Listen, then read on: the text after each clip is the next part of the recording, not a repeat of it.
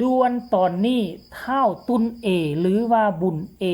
หนึ่งในอาสาสมัครกู้ภัยจากเมืองล่องแจ้งไปฝึกฝนล่อหลอมอยู่ทั้งนครพนมกับกู้ภัยสายทานได้เข้าร่วมภารกิจใหญ่ที่สุดซ้ำที่น้องตุนเอเคยพบเคยพ่อเคยเห็นใช้เทคโนโลยีใช้โดรนจับความร้อนแล้วก็มีการวางแผนจากผู้ลักผู้ใหญ่ในคนในพื้นที่ภารกิจนี้คือภารกิจจับเสืออยู่ที่สกลนครสบายดี FC แฟนคลับทุกท่านมาพบมาพ่อกันคลิปนี้ท่านผู้ชมบ่คิดบ่ฝันว่าภารกิจแบบนี้มันจะเกิดขึ้นอยู่ที่ผืนแผ่นดินไทยเฮาก็เคยได้ยินหลายปีที่ผ่านมานะโอ้เสือบุกลุกพื้นที่บ้านประชาชนเสือเข้ามาในสวนประชาชนให้พักดันขับไล่เสือเข้าไปในป่าคือเก่าแล้วที่ผ่านมาพวกเขาก็เคยเห็นคลิปก็ทึกคือโคมหลายครั้งอยู่ที่ทั้งอินเดียนี่โอ้ยทุกปีทั้งสร้างทั้งเสือเนาะเข้ามาไล่หวดไล่นั่นกับประชาชนน่ะเป็นกลายเป็นเรื่องปกติแต่ว่าอยู่เขตอาเซียนของพวกเขาบ่ว่าจะเป็นไทยก็ดีบ่ว่าจะเป็นลาวก็แม่นบ่ค่อยจะมีลักษณะแบบนี้ดนๆสิมีเทื่อนึงแต่ว่าเหตุการณ์นี้มันได้เกิดขึ้นแล้วอยู่ทั้งสกลนครแล้วบัดนี้กู้ภัยสายทานเป็นอีกกู้ภัยหนึ่งที่เข้าไปสมทบที่เป็นกองกำลังเสริมไปช่วยเหลือในการค้นหาในการซอกจับเสือตัวนี้ให้ได้ท่านผู้ชมและหนึ่งในหั่นตุนเอหรือว่าน้องเอที่มาเป็นอาสาสมัครกู้ภัยมาเฮียนหู้ทางด้านกู้ภัยกับกู้ภัยสายทานนครพนมภายใต้การนำพามนัดเนาะของไอ้มนัดซึ่งอันนี้ก็บ่ได้ยินข้อมูลข่าวสารรายงานแบบคร่าวๆว่าไอ้มนัดพาผู้ใดไปแน่แต่ว่าเมื่อประมาณ41นาทีที่ผ่านมานี่เห็นตุนเอเพิ่นได้ออกมาโพสต์รูป 2-3 รูปพร้อมบอกว่าภารกิจจับเสือสกลนครแฮชแท็กสายทาน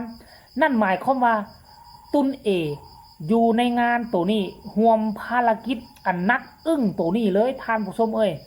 ไผจะไปคิดว่า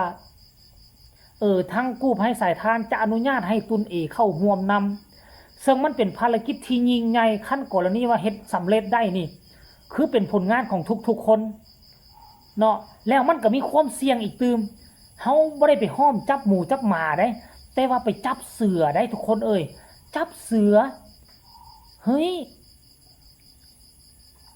ซึ่งไอ้มนัดก็ออกมาเคลื่อนไหววังเมื่อกี้นี่แหละเมื่อกี้เท่าไหร่ชั่วโมงนี่ท่านผู้ชมทั้งมนัดทั้ง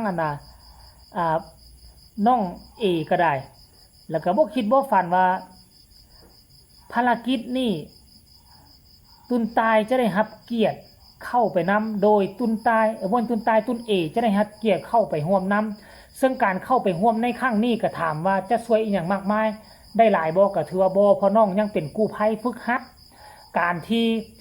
ทั้งหัวหน้าทั้งผู้ดูแลเอาตุนเอเข้าไปร่วมในครั้งนี้ก็คืออยากให้น้องเห็นวิธีการจัดการ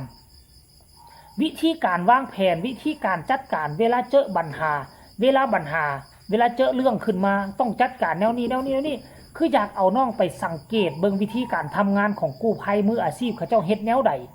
เพื่อจะได้เอามานำแล้วก็เอามานำใส่อยู่ในบ้านเฮาเนาะค่อยเห็นเลยค่อยกล้าเว้าเลยว่าตอนช่วงคนที่ทำอยู่ในร่องแจ้ง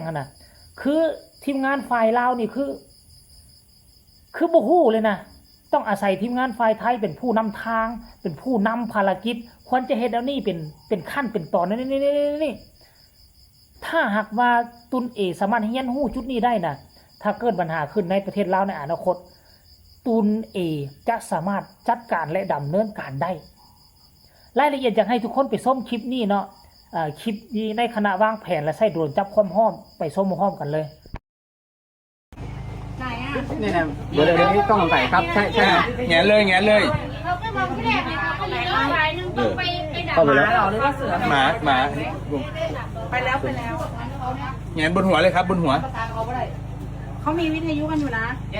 ถ้ามันตกใจมันวิ่งแล้วไอ้สแกนไอ้ ก็เดี๋ยวให้เขาแงนพิสูจน์ทราบเลยว่าข้างบนคืออะไรรังต่อเปล่าวะ รังผึ้งบอก พ ใหญ่ทำไมไม่ไปดูบ้านด้วย วิทยุประสานกับทีมนะ พี่บอลนี่ แต่เขามีวิทยุอยู่ ถูกต้องครับถูกต้องขยับนะขยับนะขยับคนเหรอ แต่หมาไม่เจอแล้วนะแสดงว่ามันอยู่ยอด นี่นะขยับนะ ถ้าวิ่งนี้ก็คือใช่ ถ้าหมาโดดอะใช่แน่เป็นหาพิษหมามัน ปิดลงแล้วปิดปิดปิดปิดปิดอยากกลัวผมปิดลงแล้ว ต้องขอบอกขอบใจคลิปสั้นๆเนาะคลิปหนึงก็ได้มาจากตุนเอทายอันหัวหน้าปอนจักกิจฝึกมาเนี่ยก็เคไนแล้วก็คลิปที่2นี่ก็เป็น ได้มาจากอ้ายมานัดซึ่งกำลังบินโดรนจับความร้อน เพราะว่าเห็นความร้อนเด้เห็นอยู่ปลายไม้เนาะเอาไปเอามาเจอหางตอหางแตนไปก็มีท่านผู้ชมเอ้ยเพราะว่าโดรนมันก็ขึ้นทั้งเทิงเด้อันความร้อนมันก็อยู่ใต้พุ่มไม้เด้เฮาก็เดาไปว่าอันบัดนี้ความร้อนนี่ฮู้อยู่ใต้พุ่มไม้มันอยู่ปลายพุ่มไม้หรือว่ามันอยู่ทั้งลุ่มของพื้นไม้พื้นดินก็เลยได้เดาไปแล้วก็ให้คนอยู่ภาคพื้นดินไปตามจุดพิกัดโดนจับความร้อนหั่นก็ไปสุดท้ายเลยเจอหางตอก็มีเจอหางแตนก็มี ท่านผู้ชม FC แฟนคลับเนาะก็ขอให้ภารกิจตัวนี้นะหีบซอกเจอแล้วก็พักดันมันเข้าป่าใหญ่หีบด่วนเพราะมันเป็นอันตรายได้สร้างว่าอันตรายยังบ่อันตรายต่อเสือเพราะว่าสร้างบ่กินเนื้อคนบ่กินซีนคนแต่ว่าเสือนี่ตีล่ะมันมานี่มันดักซุ่มได้โจมตีถ้ามันเป็นอาหารเด้เป็นอาหารของมันเด้แต่ว่าคันสร้างแท้มันก็กินแต่ต้นไม้ใบหญ้าเฮาหั่นเฮาสิเห็นมันก่อนมันโตใหญ่นี่มันบ่ได้มาลี่ๆดับๆได้เพราะฉะนั้นแล้วคันว่าจับบ่ได้คันถ้าว่ามันยังอยู่เขตนั้นหั่นมันอันตรายต่อชีวิตเนาะของคนอยู่แถวเขตสกลนครนั่นเด้ท่านผู้ชมเอ้ยโหยเนาะก็อกสั่นอันเป็นห่วงเด้อกสั่นคนเพราะว่าตอนค่อยยังเป็นเด็กน้อยอยู่บ้านนอกอยู่หลวงพระบางนะตกยามฤดูหนาวมามันบ่มาฤดูนี้อยู่บ้านค่อยฤดูหนาวมาเนี่ยได้ยินเสียงมันฮ้องอยู่แคมป์บ้านเลยข้ามน้ำไปนะห่างจากหมู่บ้านไปก็สิประมาณ100-200 เมตรบางมื้อก็ได้ยินเสียงฟานเก้งมาฮ้องเอ๊กๆเอิกๆอยู่หั่นบางมื้อได้ยินเสียงฮอดอันน่ะลายพาดก่อนพุ่นแหละท่านผู้ชมเอ้ยเสือพุ่นได้ยินเสียงมาฮ้องน่ะห่างจากบ้านไป100-200 เมตรคันคืนได้ยินแล้วมันสั่งกันเลยในบ้านบ่ให้ออกไปหาอยู่หากินเป็นอาทิตย์2อาทิตย์คันบ่ได้ยินเสียงฮ้องมันตอนกลางคืนแล้วจึงปล่อยกันไปหาอยู่หากินเด้อยู่บ้านเฮาตอนยังตะกี้ยังหลายอยู่ลาวก็ได้อันมาเดี๋ยวนี้นี่โอ้ยก็บ่ค่อยเห็นแล้วบ่คือไทยยังอนุรักษ์ไว้ได้ดีอยู่เนาะกฎหมายเป็นกฎหมายแต่ว่าบ้านเฮานี่ก็ช่วง 2-3 ปีหลังนี่ก็เห็นเขาเจ้าลักเอาไปขายอยู่ยังใครเจ้าหน้าที่ตำรวจจับได้เลยท่านผู้ชมเอ้ยสำหรับคลิปนี้ก็นำความคืบหน้าของการฝึกฝนหล่อมเป็นกู้ภัยของตุนเอกับกู้ภัยสายทานมาฝากมาต้อนกันเพียงซ้ำนี้ก็แล้วกันเด้ออันนี้เป็นข้อมูลข่าวสารล่าสุดคือเป็นความรู้ใหม่หาซื้ออยู่ใส่บ่ได้ตุนเอนี่ก็ถือว่าโชคดีที่สุดเนาะก็ฝากทุกคนกดไลค์กดแชร์ขอคนละ1ไลค์1แชร์อย่ากดข้ามโฆษณาเด้อเบิ่งให้แน่จักเล็กจักน้อยสำหรับคลิปนี้ก็ลาท่านผู้ชมไปก่อนเด้อสวัสดี